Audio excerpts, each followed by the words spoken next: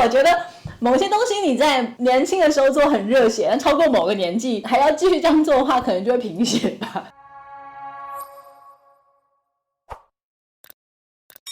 今天这一集呢比较特别，想说就是跟大家闲聊一下昨天的一个很特别的感受。话说呢，我昨天呢就是跟我的好朋友 Ryan 跟 Michelle 去吃宵夜，就是那个 Ryan 就是 Ryan Wu 创业实验室，然后反正我们就稍微闲聊了一下，讲一些我们对于趋势啊，然后还有公司政策的一些看法。他就提出了一个疑问，他就问我说，你有没有觉得有一些就是 Newsing 的经营者不知道为什么看起来就是好苦情哦？他就觉得说，我觉得应该不是这样。我在听他讲的时候，我就认真的思考了一下，然后就觉得说，好像我们确实也是很长期的一段时间，其实都很强调冲刺的概念啊，就是用一段时间的尽全力拼搏去换取后面的成功，也是没有错啦。因为我自己也是有一段时间是这样子工作过的，所以我前面那个视频有跟大家讲嘛，就是我曾经一天工作15、16个小时，一周7天，天天如此。然后我全盛时期的时候，就我会带动我所有的伙伴，就是大家一起用这样子拼搏的精神去冲刺这个事业。所以我们一周4天，我可能有4天早上7点起来开冲刺班，但是我前一天可能11点之后又约了不同的人，可能聊2、3点这样，然后隔天早上又继续这样，就是我过了很长一段时间这样的生活。那我以前也觉得没啥问题啊，这就是成功应该具备的心态嘛。我后来就是也在思考这个问题哦，因为你知道像大家很熟知的台湾首富郭台铭的鸿海集团，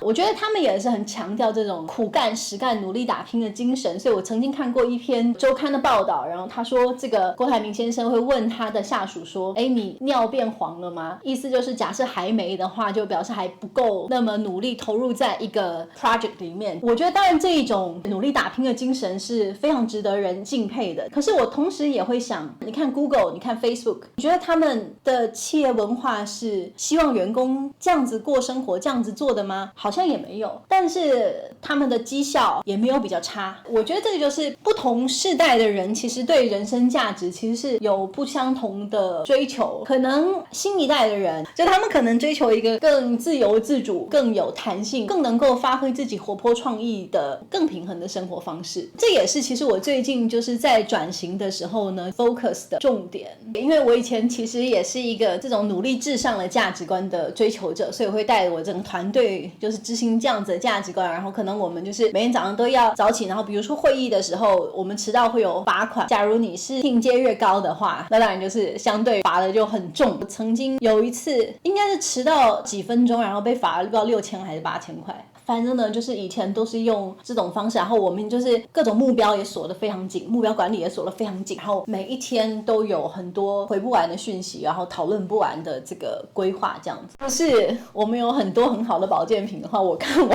的伙伴可能也要开始血尿就是我觉得某些东西你在年轻的时候做很热血，超过某个年纪还要继续这样做的话，可能就会贫血吧。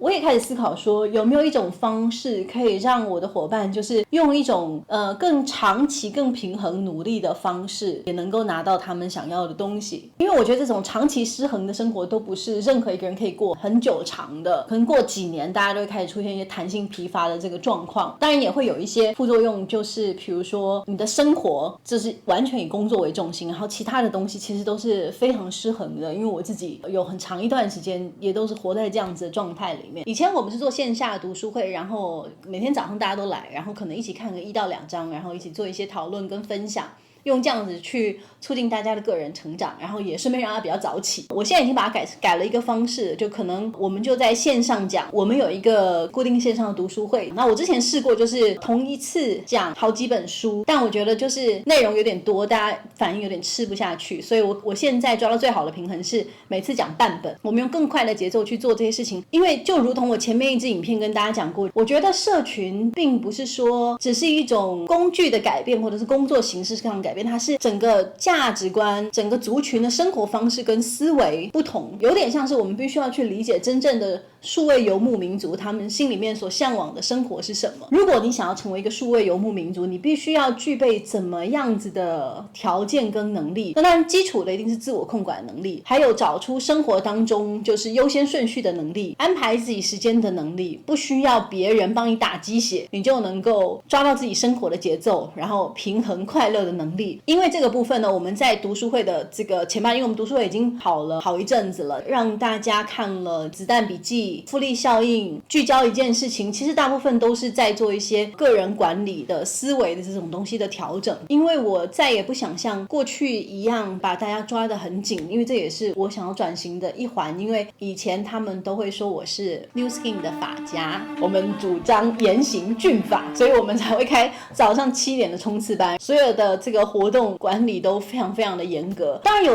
我有收到它的成效，我有看见它的好处，但是我在执行了10年之后，我同时也理解到人是会疲乏的。到后来我就看到了大家很多的疲态，还有包括生活上面的常年的失衡。我自己也有一个比较像这样子，除了工作之外，大部分的事情我都是空白的，有很长一段时间这样。后来我自己做了一个调整，可是我却不知道该怎么为我的团队调整。现在看到了新富足这样子的概念，我就觉得我心中的蓝图是打造一个 New Skin 新富足欣欣向荣的景象，然后带着我的伙伴，他们不一定要成功之后才能够享受到美好的生活，还在努力的过程当中，他就可以找到管控自己生活的那种喜悦感，不再只是机械化的上班下班做那些事情，他能够依照自己的喜好去分配工作，那也不只是把 New Skin 照着一个 SOP 有一个流程，然后就开始靠量取胜。他们可以透过怎么经营社群的这个思考，就是释放大家的脑力跟创意。我自己觉得在这个时代里面，我不能说是正确的方向，可是我觉得至少它是我心中所向往的方向。我相信现在的95后跟00后，假设要选择去一个公司上班，一个企业文化的话，他可能也会比较希望不是那种很严酷管理的这种企业文化，可能是希望赋予更多的弹性、自主管理、价值创意，还有交流跟分享，甚至跟上司不是这种很有距离的伦理关系。